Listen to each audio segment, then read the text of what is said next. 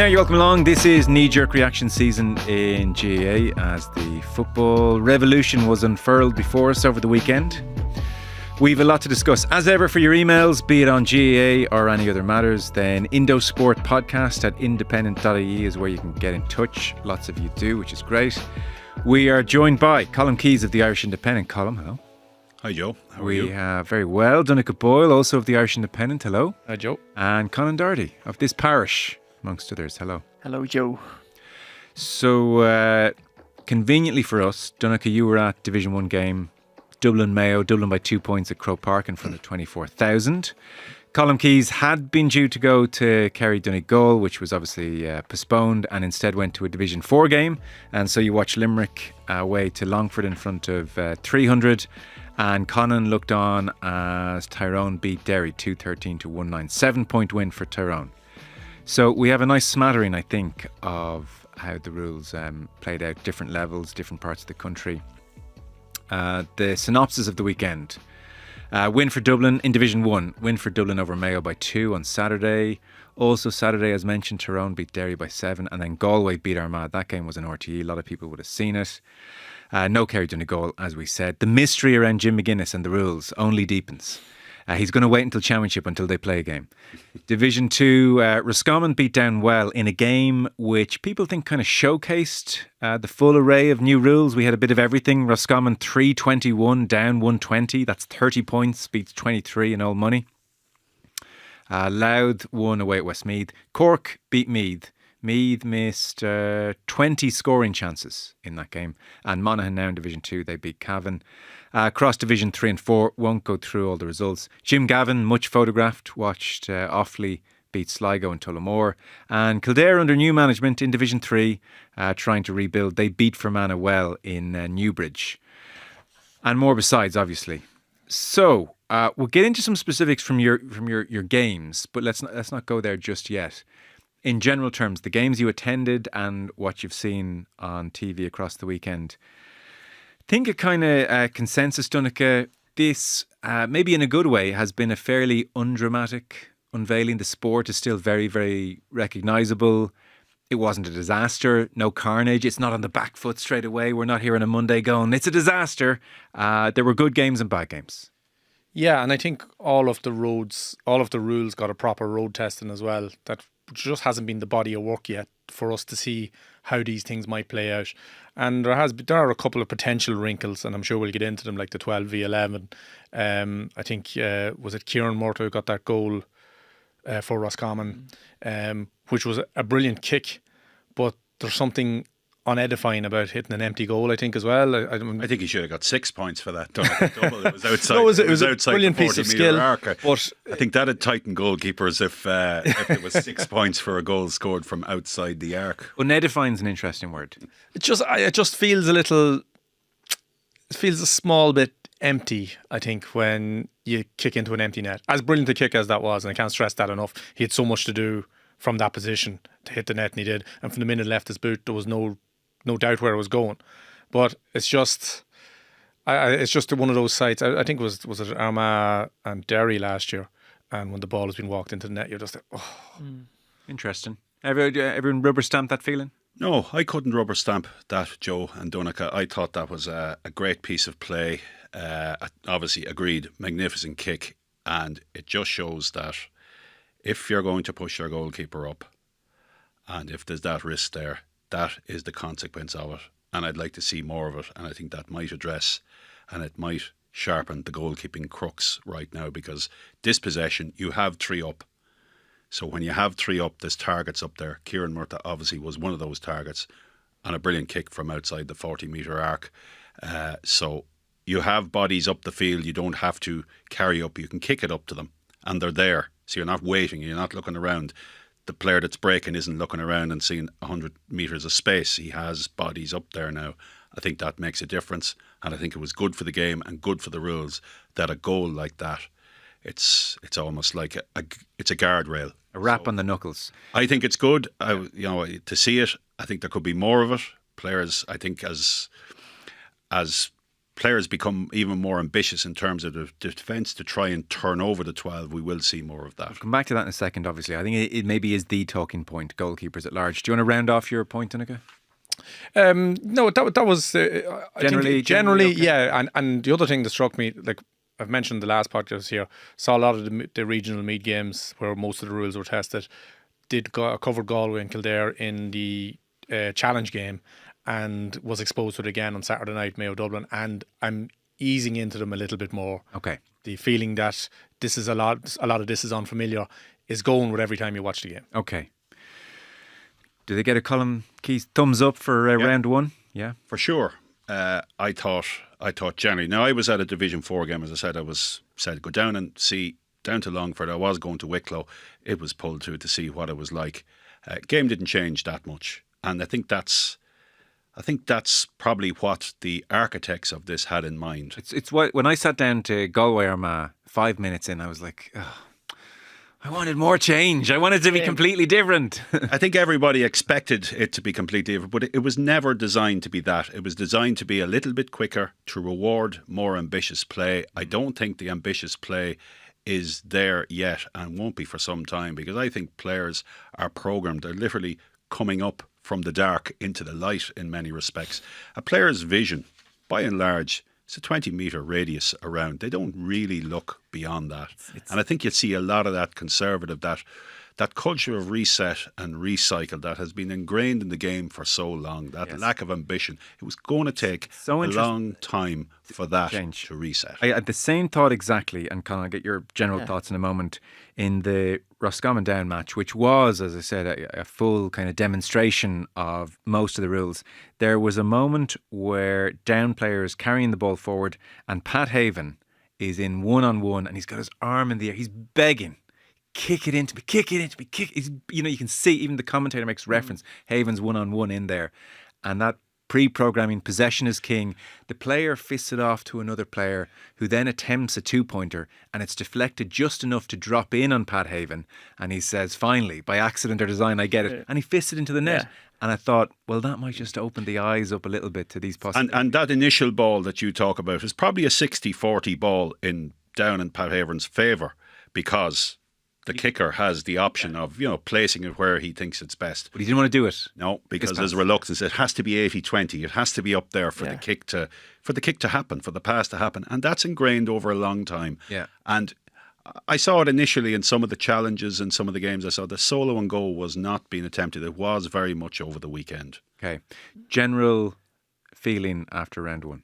Well, actually, not to put a dampener on it, because I was coming in very pumped, very excited. I liked the new rules and I thought we definitely need to try something. But after round one, I'm a little bit more cautious.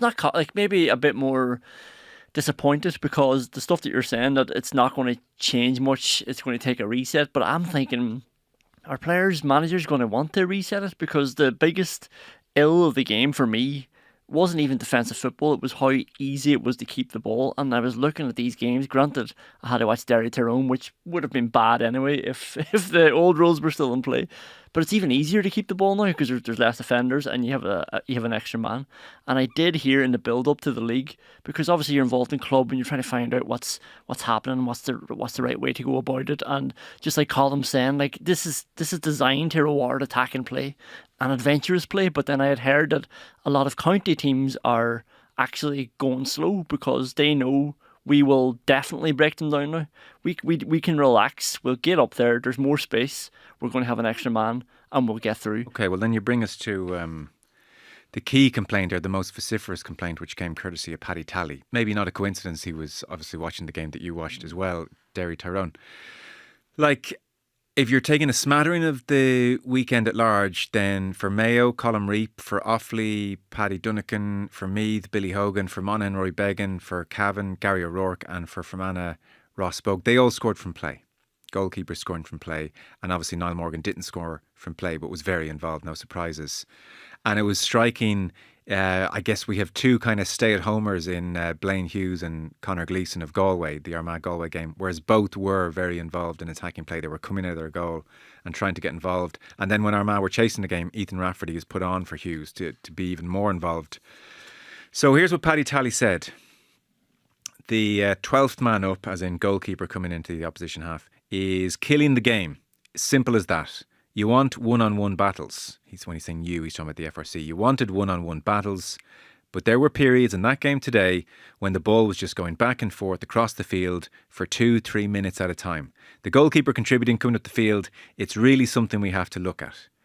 Now, conveniently, Malachy O'Rourke, who was on the FRC, was there as well, and he also spoke to Declan Bogue, and he, Tally's points were put to him, and he said, yeah, but that's always there. The goalkeeper could always come out and create an extra man. Last year it was simply 15 against 14, so it's exactly the same thing, only fewer numbers. 6 less numbers. It's a fair riposte, I think. Last year keeper comes out, it could be 15-14, but talk to us. Paddy Tally saw this and he thought, this is the goalkeeper coming up can obviously facilitate possession ad nauseum because you've got the extra man, you've got that numerical advantage to kill a game if you want. Yeah, I think 6 less players in that small area, which is usually 45, is significant. Like that's a lot of bodies that you're taking out of there. It's 3 extra defenders. It's more space, and does that mean it's easier to keep the ball because it's harder to get close to them? Yeah, and the way Tyrone did it actually was very, very well done, because you saw the down Roscommon, the Murtagh goal that we're talking about. I think is a big Ryan McGill, he gets blocked down, but the keeper's on the wing. But that didn't happen with Tyrone once. Niall Morgan was always just there in that quarterback position, ball coming back to him. If they ever lost it, and I don't even think they did, but he was the furthest man back all the time. He was just pinging the ball from left to right, finding the overload at either wing, and it just continued to do that until eventually they got an overload or a one-on-one. And the argument might be, well, Derry just need to push out. And I'm thinking this is the rules, push out, don't let them do that. You're going to leave somebody free, but maybe they need to have a reset in their thinking that we are going to concede more easy scores, but we can also score more easy scores if we're a bit more adventurous. I just wonder if you prevent the goalkeeper from receiving the ball in the opposition part of the field, and it becomes 11v11. Will it be that much of a difference? Because I think the team in possession and players are so good at holding on to possession that there will be those possession chains anyway. What you're looking for is a little bit less of them. You're not going to get rid of them. Possession, it's still a possession game. You're not going to change that at this stage. And I think 11v11, it'll make a little bit of a difference, but it won't stop because, as I said, players are really, really good. It's not like they're kicking to chance. They should be, the rules are designed maybe to kick a little bit more to chance. And I think that will come. The ball over the top. Didn't see very much of that over the weekend. Yeah, I wouldn't be terribly surprised if in the 11v11 scenario, if what teams decide to do is, well, what we'll do is we'll have a bank of, say, 4 out. We'll drop one into the space that we're trying to create. So it's 10v11 anyway. So it's 10v11, but you're playing a sweeper. Yeah. So because you're filling that space in front of the goal. And the other thing is, just to make the point that, talking about the 12v11 in the context of Niall Morgan, it's very different when we're talking about the 12v11 because there's very few as adept at him as playing outfield. Plays outfield with his club. Colm Reap was actually really good at it on Saturday night. He made the goal for Mayo. Very good, yeah. And scored a point as well. So not everyone is going to have the same skill set, and I just don't think that the Niall Morgan example is the best one because he's exceptional at what he's doing. Were there any quibbles from, say, McStay and Farrell afterwards about 12v11 in the press conference? No, Kevin McStay's view on it was quite interesting. He says, look, a good game of football, and he says, I don't think the rules had a massive bearing on it, which I thought was interesting. My sense watching that game on TV. Yeah, it was probably, as Dublin Mayo games have been in the last, say, 10 years, it's quite front-footed. Yeah, in its they didn't really nature. need the rules, those two, in the first place. No, they don't. But that's the point, because this is supposed to be a cultural change for Gaelic football, whereas we can try and improve the Alliance League top divisions and make them better to watch, but it's what's going to happen down below. And you're right, Niall Morgan's a sort of special example, but Niall Morgan didn't have any saves to make. I mean, he wasn't going to save the goal that Derry scored, and obviously he's kicking and he's catching. He is a special example, but you look at that, or if you're a club team looking at that, you'd be thinking, would we benefit more from just having a player who can kick the ball off the tee but get up there and be an extra player up there? And then what that will do to the game that we're trying to shake up a little bit. I wasn't concerned about the 12v11 because I thought most people wouldn't take the risk. I thought you wouldn't want to leave 3v3 with an open net. Yeah. And maybe we get more examples like Kieran Murtagh that will sort of discourage you from doing that. I mean, it's open to them to actually go 4v4 structure. That's a possibility. To create even more space. How would that be with a goalkeeper coming forward? You'd have 10v11 then, And as you say, you'd have more space, but then you'd have more risk because you would have 4 players up before at the other end. So if it does break down, so that may be open to the attacking team to try and create more one-on-ones to go 4 up. I don't think it'll happen, but it could be an option. Did either of the managers in the game you were at have quibbles with? We're both delighted with it. This is Division 4. They were very positive about it. I really welcomed it. There was actually plenty of solo and goals that I could see, and nothing in terms of dissent or delaying. There was one delaying foul of a mark. It was an interesting one, actually, and it just shows how there's so much for a referee to absorb, and there's so many. But a Limerick player, midfielder, took a mark. He didn't indicate that he was taking a mark, and he went to play on, and he was fouled. And the referee, very good young referee, Mark Dorian from Donegal, considered that a delaying foul, a tactical foul, and he moved the ball up 50 metres, and Josh Ryan kicked it just wide for a 2-pointer.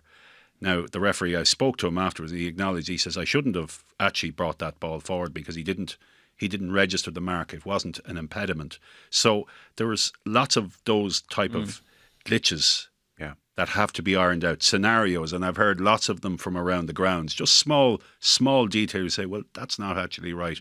But he had a very good game. He handled it very well. But you do notice at Division 4, there isn't as much contesting or challenging to the referee. I saw none of it. Maybe that's the new culture change, but the ball did move quickly and there was lots of open play. But again, it's Division 4, and maybe that cynicism doesn't really operate. That's what I would always take from that, and I certainly took that from Longford yesterday. One other one on the keepers, and look, again, round 1, we'll see how it plays out over the league. We'll see if Paddy tallies a lone voice or others start chipping in, agreeing with them.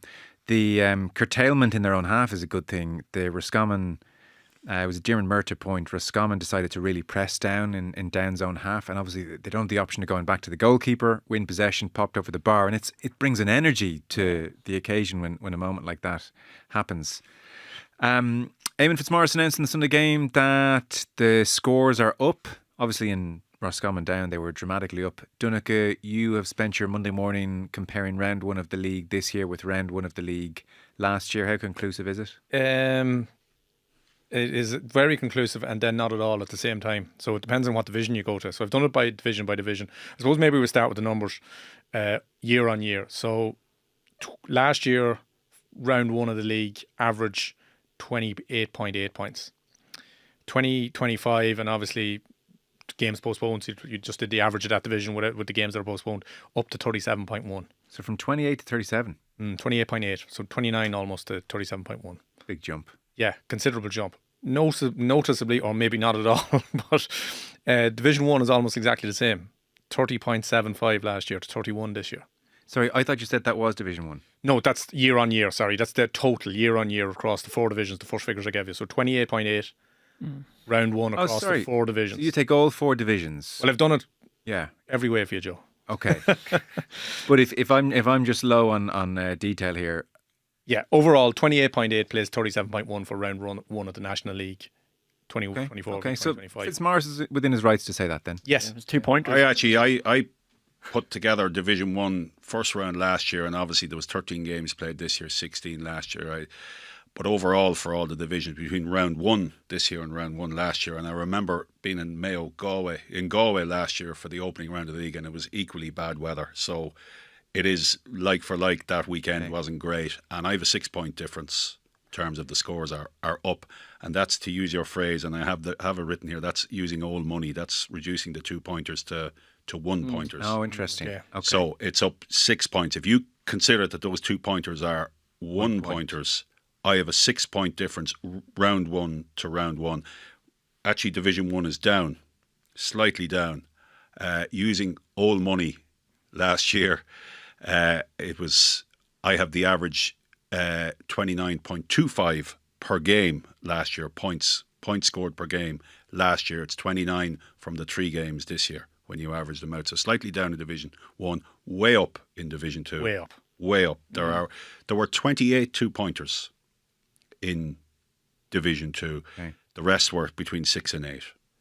But Division 2 can be an outlier sometimes. I went back to a piece I recall doing after the black card was introduced for the first round in 2014, and the scores were up there, but they were considerably up in Division 2 for some reason as well. But you will always get a bounce. It will settle down. Yeah, I didn't like Mick Fitzmaurice using that though, like, you know, as a reference point or sort of some sort of guide to show that things are improving, because we're actually talking about trying to get football back to the way it was in the noughties when the scores would have been way further down than they would have been in the last few years. So I don't think necessarily how many scores is an indicator of what's entertaining or not, because defenders, one-on-one defending could be on top there, and that's entertaining. Sure. Like the contests could be entertaining. It's not the only metric. I think so, but it's definitely a metric. Yeah, it's worth looking at, but I don't know if it's like, because it's not scores are up, case closed. Yeah, but like say the scores are up in hurling, but they're putting frees over from the 20-metre line. Yeah, probably a similar thing in football now. They're so much fitter and faster now, like that they're going to move that much quicker up the pitch. Yeah, but I think if you don't have those. At some stage, if you don't have those possession chains where the game does slow down, are we really expecting these players to be at full pelt the whole time? Because that's what will happen. They will be out on their feet, and you will require rolling substitutes at that stage. They're no matter how athletic and fit they are, to go at the pace if that keep ball isn't there at some stage. I'm not advocating it, but at some stage you do need a pause in the game too. It just can't be. Like, you have it in every sport. You're going to have it in every sport. Obviously not hurling, but the ball travels in hurling obviously much further. So it is a consideration you will be looking at if it becomes designed to go at breakneck speed the whole time. You are looking at a completely different game then. Let's talk 2-pointers then. So we'll watch the keeper situation. 2-pointers, I think, emerging as going to be very decisive in lots of games. So, for instance, Galway Armagh, 3 2-pointers in the space of 4 minutes kind of killed the game. We had 9 2-pointers between Roscommon and Down. There was confusion on Armagh's part. Let's not dwell on this because this is a glitch. This is one of the early teething problems. This won't be an issue. But Kieran McGeeney had a different set of rules to the referee. In effect, he didn't realise that you could choose, if you've broken the 3-up rule and you get a free on the opponent's 20-metre line. Shane Walsh did it to great effect. You can take a kick from just outside the arc. So you can say, I fancy a 2-pointer, I'll go for the 2-pointer. And he did that, whereas Rory Grugan didn't. And McGeeney was saying, I got a different set of rules. I didn't know we could do that. That'll be sorted out. Shane Walsh was within his rights. So a couple of things. One, these are going to be really important. I would argue there's a lot of certain excitement, and another aspect for you to get your teeth into. I saw the point made that of the 47 2-pointers over the weekend, 19 were from frees, and there is now an argument that's too generous, that Shane Walsh with the win behind him, 2-pointer in front of the sticks, too generous. So, close to half of them were from frees as opposed to from play. I think everyone's okay with a 2-pointer from play. So let's talk about this then. The importance of the 2-pointer emerging. But if you remove the 2-point free, do you then invite the foul? Yeah. That's the balance they have to strike there. That if there's a player they're setting up, let's foul, let them risk the 1-pointer from a free from outside the arc. Okay, so there has to be, and look, I'm pretty sure, of course, that was discussed, talked through at FRC level. They had a 45 originally as a 2-pointer. Yes, removed that after the interprovincial series. So you do risk drawing more fouls in that scenario. I did sense that for the breach of the 3-up, that's a 2-point, potentially 2-point with the right player standing over the ball at the top of the 40-metre arc. I did get a sense that is a very harsh punishment for, you might just step over the line, and I know they're keen on enforcement that you don't. But the lines aren't great. The lines. I think the lines on the pitch, and this requires hurling. This requires hurling change too. I think the lines on the GA pitch have to change considerably. I'd have a 65 further out. I would completely change it. I'd have 65s taken from the halfway line in hurling, but that's a different argument. And obviously the other arc, the smaller arc, that should be removed as well. There are a lot of lines in the pitch, so I'd go with one halfway line and then a 50-metre line for the 45s. Change it all. Anyway, that's a separate argument that may happen Jeez, in you're time. hurting my head here. I know. God's sake. But it does need to change. The lines, there are a lot of lines. Yeah. Okay, Busy. no, agreed. It's very busy. And 65s are just a tap over in hurling at this stage. They need to be harder. Yeah, in Healy Park for the Derry Tyrone match, they actually they tried to draw on because there was a hurling match on before, so they tried to draw a second arc, but it was green and it wasn't matching up with the actual official arc. So there was one stage where Derry kicked a point and they thought it was a 2-pointer. Okay. They weren't outside the actual 2-point arc; they were outside the makeshift one that was done before. And it's the time of year as well. The pitch for Kerry Armagh was like a disgrace. It was like, did they put a bag on the lawnmower when they're cutting it? It was just, honestly. Yeah. And so you could barely see the lines. I suppose Salt Hill at that time of year, No, that's harsh winds blow in. it's that time of year. It's an aspect. It's no one's fault. routinely been in Salt Hill, and the weather is the single most significant factor in the game. Yeah. It happens more often than not. I And would it's say. funny, with the same with down Roscommon, when you win at your backs, this is my time to kick a 2-pointer, because there are going to be no 2-pointers for us, say, in the second half. And there was that aspect to proceedings as well. Your takeaway on where we are with the twos? This is a great innovation. It's working well. It's exciting. Thumbs up from everyone. Again, very small sample size, but what there is at the moment is there seems to be the purple patches that teams have. There seems to be a real ability of teams now just to pour it on. So Dublin went 7 points up at one stage early on. I think 1-6 to 2 points, and Mayo hit 1-7, I think, without reply, and there was 1 2-pointer on a goal, and they came like that. They came within, I would say, I'm going to say maybe a minute, 90 seconds of each other, and it just flipped the game. As 5 points in 90 seconds, it flipped the game on its head. Yeah, I thought to myself watching that, oh, that's a nice bit of drama. Yeah, so there is a streaky element to this, where a team will take off and dominate 10 minutes, and they could be, I think Davy Burke was talking about this, you could be 5 or 6 up. But 5 or 6 up is not really 5 or 6 up anymore. No. It's Like I said, Galway kicked 3 2-pointers in 4 minutes. So imagine 2 goals in 4 minutes equivalent. It's seismic. yeah. The number of 2-pointers and when they were collated, and you mentioned the 28 in Division 2, and you project forward on nice warm summer day when the ball is travelling and the pitch is firm, and you have to think there's going to be more of them. And it struck me that the 4-point goal that was reversed after the interprovincial series, it appears very skewed now, that there may be, like, there isn't a significant hike in the number of goals scored from round to round or from year to year. It doesn't seem that way. Yeah. The 2-pointer is the score of choice that teams are trying to work. Yes. In Longford were 2 points down into injury time. And normally, 2 points down, they're dropping the ball in around the goal mouth to see, can we engineer a goal and win by 1? But they didn't do that. They worked around the arc, and eventually they got a free, which Matthew Carey put over for 2 points, and he had a backing of a slight wind. So they engineered that for a draw. So 2 points down, they knew they could draw the game with a kick, and that's what they went for, rather than lobbing it in and trying that. Mayo had precisely the same thing with Ryan O'Donoghue. They were 2 points down, and you can see Kevin McStay pushing them all up. They engineered one more shot. It went wide, but it was a 2-point game, but still very much in the melting pot. And particularly with the hooter, it brings, there's pros and cons, but it brings a bit of drama as well, because you're on the clock. That this is the last chance saloon. I think the 4-point goal is not dead yet. I think it's something that could be difficult to bring it back in now, but I think it's something that they will look at in the context of the number of 2-pointers and the preference for 2-pointers that is keeping the ball. And that's keeping the ball out around that arc. It's leading to those possession chains. Yeah. And I just wonder if there's the incentive for a 4-point goal.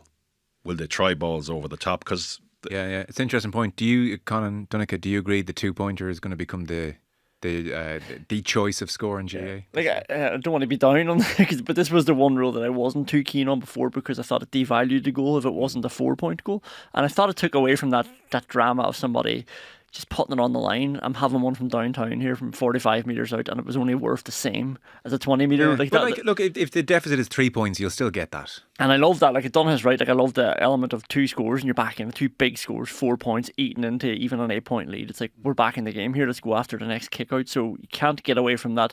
I wonder if the way it is at the minute, actually, with the goals devalued, but will that actually encourage teams to push out, which is maybe what they want then, because Well, that's it. you don't want to be picked off in those summer days. And that is the idea. That's why the 2-point arc is there to coax defences out from that set position. They may have to come out further to prevent that swell of potential 2-pointers, and maybe that creates space in behind. But I do think the 4-point goal is not. I don't think it's off the cards. The other thing the 4-pointer would do is it could potentially solve Paddy Tally's problem for him. He's really against the 12v11 set, and it adds yet more jeopardy to sending your goalkeeper up, because it's good point. Yeah, it's a 4-point goal now you're leaving behind, and you know that's very hard to claw back. So maybe there's the unintended consequence of the 4-point goal might be that keepers are much more choosy about when they go. Yeah. I searched high and low through the reports over the weekend to see was there a point scored from a mark. And there wasn't in any of the 13 games. Now, that's not to say that there were marks. I saw one on the Armagh game. Rory Grugan scored a point for that. And the game I was at yesterday, the Longford corner forward, Oren Kenny, got a ball over the top, continued on playing, scored a great goal. So I didn't see or hear of any player putting the hand up from close and taking the easy option. The two I saw, they really went for it to go and see could they get the goal. Grugan's flew over. So that's a good development in one respect, that when they get the ball inside, they're going for it, obviously in the knowledge that the ball can be brought back if they don't score. The two I saw, scores came from both, but I think we'll see. It's a hard kick, 35, it's 30 metres, but really with diagonal and from where you're kicking it, it's going to be 35, maybe even 40 to get it cleanly. So it's a much more difficult mark, but there is a reward there. It's a goal chance. In that it's going to be a goal. When it's travelling that far, it's going to be over the top. There's a real chance of a goal on there. One other thought on the 2-pointer before we leave it, and it concerns, I suppose, our two journalists in the room in particular, written journalists, how we're presenting the scores. Bit of debate about this, and I have to say I hadn't given it too much heed either way, but as I was trying to look at all these games and see all the results, I have them all written down in front of me, I think I would like a differentiation between 2-pointer and normal score. Like it does tell a story of a game. Galway 112 or Galway 1-3-6. They got 3 2-pointers. I think going that direction will be preferable in my print journalism going forward. I want more of a story of the game on the scoreline. If we can make a request of you, that's fine. But send it upstairs, boys. I'm just as a fan, as a consumer, you flick through the results. You're like, tell me a bit more about the scoreline. Yeah. They're in the scores. Like it's broken out at the bottom of every match. Okay, because some of the scores I haven't. Maybe I didn't read your piece though. But some of the scores I didn't see that because. No, I just mean I copied and pasted these from a standard website. Yeah. I'm not even talking about the newspaper necessarily, but these are from Hogan Stand. We'll give them. I know, great service. And I actually think it would be better if the results are just written out. I think because I was in the independent context, I was the first to cover a match under the new rules, and that was the Kildare Galway game. Yeah. And I had a conversation, John Green, the Sunday Independent sports editor, on that afternoon, Saturday afternoon. He says, "What way will we do it?" And we landed on keeping it the way it was, the 117 being 117, because that's the way it's going to appear on your scoreboard. And that you would carry the details of how you got to 117, but 117 is still worth 117. All this changes how you get to that tally. So we've just left it. We left it the way it was. Like if you follow they that, came up in a meeting last week. If you follow that logic, just say put down 20 points and sure 117 at the end. It's the same. That's a fair point, but there's. If we're bringing out 4 points for a goal, we can definitely revisit this. Lads. I think you're presenting an argument to get rid of the 2-point mark, 2-point kick altogether. We don't want it anyway. I know. I think Jim Gavin was pushing for let's keep the 112, and I dare say there's a degree there of he doesn't want to lose touch with the game, which was he doesn't want to consign over a century of football to history. He's like, no, let's just keep it as it was, so the record books look the same and results down the years look the same. I think that's part of their thinking, actually. I think it is too, just to keep it. And while people want change, they probably don't want that much change. That they want to be able to align and compare results, but it doesn't really compare results when you see the number of 2-pointers in a game like Roscommon and Down. Yeah. So it does present it does present a conundrum, no doubt about it. I'd be for keeping it for now. That's not to say that if this is cleared permanent, I think there may be change. Look, That's the point I was about to make. I won't lose sleep. We're not married to this just yet. This particular version of it anyway. So maybe when that argument can be had when we adopt it and this is Gaelic football going forward. But I think right now when, 4 or 5 weeks ago a goal was worth 4 points, 8 weeks ago a goal was worth 3 points, now it's worth 3 points, and in 6 weeks' time it might be worth 4 points again. So I think we just, until we land on what we're doing precisely, I think maybe just hold firm. And the team sheets, it is important though, because like if you are just looking in to see how players got on and you see not two, it's like, did he just have one shot there and it went over, or did he get 2 scores, which seems like he had a better performance then if he had that. But there are 2 new types of scores to be recorded. It's 1 2-pointer or 1 2-point free. So there's a distinction in how we are presenting the score lines between a 2-pointer and a 2-point free. So there are, it's an addition. So you could have, I can live with that not being in. You could have a situation where a player scores a point, a point from a free, a 2-pointer, a 2-pointer from a free, a 45, and a sideline, and a mark. And a mark. So what's that? Seven different types of points. There are 7. So if we are recording that, that's a lot of information to distill, isn't it? And you wanted a 6-point goal there as well. Is that what you were saying? I was advocating that for Kieran Murphy.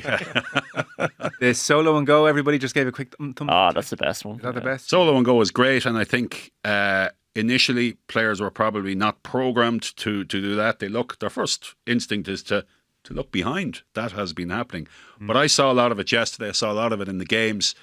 Some of them were almost the wrong option to solo and go, but there was certainly an urgency with players to get up, get ahead. I think it's the big one. Actually, it was something Desi Farrell advocated about 15 years ago, even bit maybe less. Desi Farrell, I remember him advocating the tap and go. He had seen it work in hockey. That could have been brought in a long, long time ago. I think the denial of the back pass to the goalkeeper in his own half is brilliant too. Yes, yeah. It really is. Donnchadh, there was a point that Sean Bugler scored. I think he scored it off his left in the second half on Saturday night, where the Mayo kick-out was really pressed hard. Ball turned over. Bugler scores a point. They were trying to get it back to Colm Reap at one stage. So that's a great innovation. There's no doubt about it. And I'm enjoying the kick-outs going a little bit longer. That's good. There's contest there, but there's also very good kick-outs as well. Keepers are really on the mark and finding colleagues much further away, and that's great to watch too. So those 3 elements are all very positive.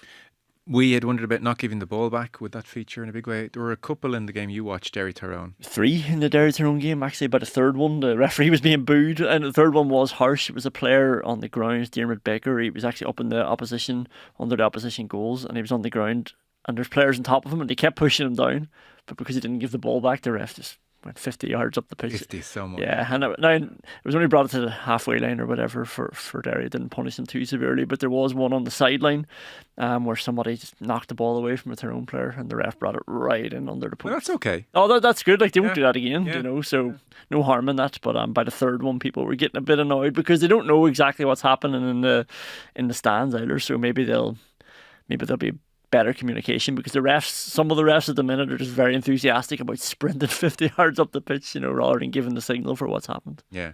There was a few instances of balls being carried forward by the players themselves, 50 metres, they get the call.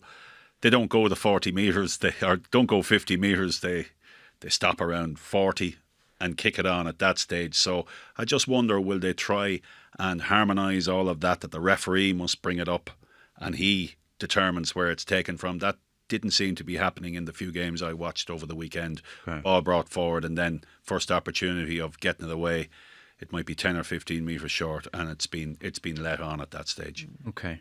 I guess there'll be a degree, obviously, of rules talk throughout the league and throughout the season. We won't do it every week. Round 1 is an exception, maybe.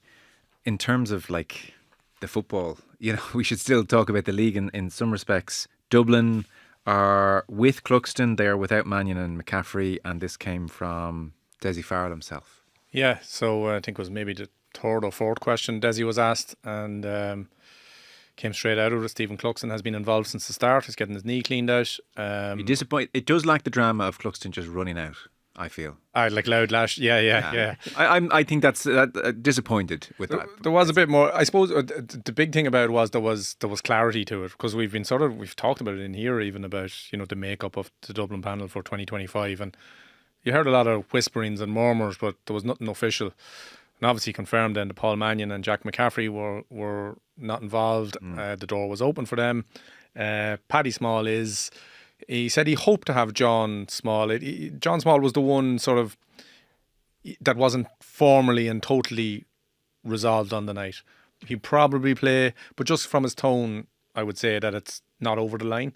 But Dublin were quite impressive, I think, on the night. Like, they really had I tallied it up. There were only 4 of the team that lost to Galway last year that started. So, at times they look really good. Sean Bugler, I remember the two Brogans, Alan and Bernard, talking about him 5 or 6 years ago, and they were saying, like, look, we've a lad coming here. He's going to be really good. He kicked 7, did he? 7 from play, and one of them was a really good goal chance, and another one he tapped over the bar that he potentially could have had a goal chance off. Even the year Donnchadh that they won the All Ireland 2 years ago, he got an injury coming into the playoff stage, and he had been in electrifying form up to that, through Leinster and into the round robin as well. He was almost our best player that year. He was right up with Fenton. He was right up there, and then got injured, missed the All Ireland final. So he's a real athlete. He can really carry the ball. He looks made for this particular game. There is space. He's very accurate. He kicks off both feet, and he can shift. He can really move. What about Mayo? Mayo, they had 6 of their team that lost to Derry, wasn't it, on penalties last year? So slightly less experimental. 2 full debutants on the night. As I say, hit a patch of form where they got 1-7 and looked really good, and missed a reasonable goal chance through Stephen Conan after half time. So probably Kevin McStay probably summed it up well afterwards. He said, look, we probably weren't consistent enough over the 70 minutes, but they were far from being disheartened. Like, look, January 26th or whatever it was, 25th in Croke Park, you're not going to hang your hat off a whole lot in there, but both of them will be looking forward to the year ahead. I think the good teams will beat them. They will take good teams to put them out of the championship, put it that way. The experience of going to a Division 4 game then, Longford Limerick, surprised you said only 300 at it. Really small crowd. Isn't it? Yeah, really. And that's probably being generous now. I would put it at 300. Limerick wouldn't bring a crowd, Joe. Limerick football would not bring a crowd. Longford, it's their second successive year in Division 4, having been in Division 3 for such a long time. And they have a decent minor team that won the Leinster title last year. The manager there is in as a selector now, so I think they will improve. They're missing Darren Gallagher and Mickey Quinn, who I met yesterday, was on his way in. He's retired, of course. Yeah. Darren Gallagher would be a big loss to them. Midfield, you could see his absence was felt yesterday. So it's really off Broadway, though, isn't it? Really is. No glamour in that. There isn't, and that's why I was keen to go and see, just to see how do the rules apply to players in Division 4. And strikingly, as I said here earlier, dissent was out. The challenging of referee decisions or anything like that. Obviously, it's been outlawed now to a degree, but it just doesn't happen. Tactical fouls, anything like that. It was an honest game of football. Meanwhile, when Brendan Rodgers kicked a 2-pointer to go 3-0 up against Tyrone, you thought, I knew it. I like this game. I knew Derry were going to win the All-Ireland. The first score was Brendan Rodgers kick passing in under the post as well to Lachlan Murray, who drew a couple of defenders, popped it out, and it was a nice point. So I thought this is made for Derry, but whooped by 7. Are you consoling yourself that they haven't as much training done as the rest? Is that what you're telling yourself? And they whitewashed everybody in the league last year, and they went away to Galway and Mayo and Dublin and Kerry and won all these games. But sure, it didn't matter. We're told all year that it was peaking too soon, and probably bore out in the end that they had a bad championship. So I'm sure that was probably some of the feedback for the new management team this year. It's like, let's pace yourselves building up here. And they still have, I was keen to tell Colm earlier, I was like, they still have McKinless, McGrogan and McCluskey to come back into their defence, which would definitely be a big boost for them. Yeah. Tyrone? Tyrone look very good, yeah. Yeah. And they look like Brian Kennedy looked amazing, especially now in this new. He's a much improved player, even from when Yeah. he won his All-Star in 2021. Exactly. He's really kicked on since then. Last year, very decent last year as well, Yeah. the year before. He was a big man He's a that did a handful. shift, but Yeah. now he's a handful. They have a lot going for them, Tyrone, in that they have probably the best keeper in the game right now. Mm-hmm. Porrick Hamsey to come back in. He's one of the best man markers. Yeah. And then they have that potential midfield, Kennedy and Kilpatrick. Yeah. And of course, they still have Mavi Donnelly, but you'd be really excited about Michael Holm, Shea O'Hare Michael from the Holm under-20 came on. team. And then the two Canavans, we don't know what they're going to bring when they get back on the pitch. So there's a Mark Bradley came on very late to a big cheer as well. So he's plus back. Plus the sense that they've sort of really underperformed since that All-Ireland win. I have Donnchadh, and the other thing is, I felt the Tyrone crowd haven't been really engaged like a team of their substance and style should be over the last few years. It's as if the Tyrone crowd have disengaged. Was there 5,000 or 6,000 in Healy Park last year when they lost to Roscommon? Went out with a whimper, and even you'd hear under 20 teams aren't being followed with the same vigour. What you would think with this team now that there might be a bit more excitement, but it was if they, the focus is very much on internal activity in Tyrone, that they haven't really got behind the county team since 2021 in the way that you would expect that they should. Maybe this changes it now. I don't know what the crowd was like in Healy Park on Saturday night. It was all right, yeah. I'm not sure what the number was. It looked reasonable yeah. in the stand and even at the back of the goals to the right of where the cameras are. Yeah, but it's a good point because Tyrone have always been one of the best supported teams. It used to be a nightmare going to play Tyrone if you're a Derry fan, and just always out behind them, always loud. But and I would have thought the Derry. opposite of Derry until recent years, that Derry weren't great to get on the road and support their team. Definitely. But you look at Croke Park in the last few years, and it's there's been a big change. I think a little bit of absence just tends to, if you're in and around it a little bit much, the life goes out of it a little bit. Derry have had a bit of success. I think you have to not be involved in big games for a while to like people's interest in it. Interesting from Galway, Kieran McGeeney's confirmation that Rian O'Neill won't be part of the squad for the foreseeable future. You don't normally get that for All-Ireland champions, that a player of his stature is bowing out, albeit probably temporarily. You always expect All-Ireland champions to nearly have a full team locked and loaded going to play their first game anyway, that they get out and that there's enthusiasm. So that had been rumoured that he wouldn't be part of the squad and then confirmed, and he's for as long as he's away he'll be a loss. I do expect he will be back, but yeah, and he was one of the first names, I think, when you were talking about the 2-point arc. I think probably the first names that came to your head was himself and Paul Conroy as in who it would suit.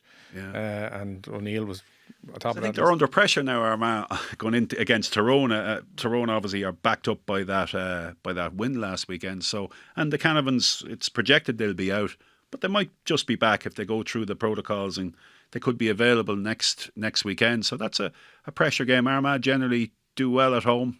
We'll see how they go, but if you lose two so quickly, I expected to be an even spread after a couple of weekends, but I think Mayo and Armagh are under a bit of pressure this weekend, both at home.